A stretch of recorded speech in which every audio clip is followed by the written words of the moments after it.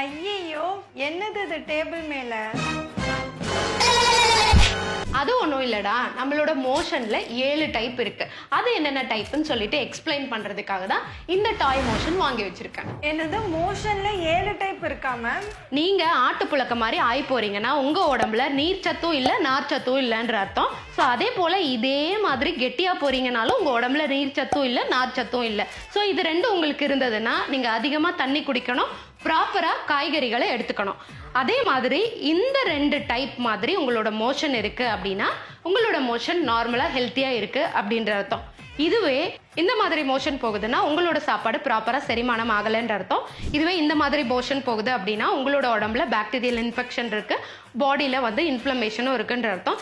தண்ணி மாதிரி மோஷன் போகுது டாக்டர் அப்படின்னீங்கன்னா அந்த இன்ஃபெக்ஷன் ரொம்பவே அதிகமா இருக்குன்ற அர்த்தம். ப்ராப்பரா டாக்டரை பார்த்து கன்சல்ட் பண்ணணும். இந்த மாதிரி இன்ட்ரெஸ்டிங்கான விஷயத்துக்கு மறக்காம சேனலை சப்ஸ்கிரைப் பண்ணிடுங்க. தேங்க்யூ.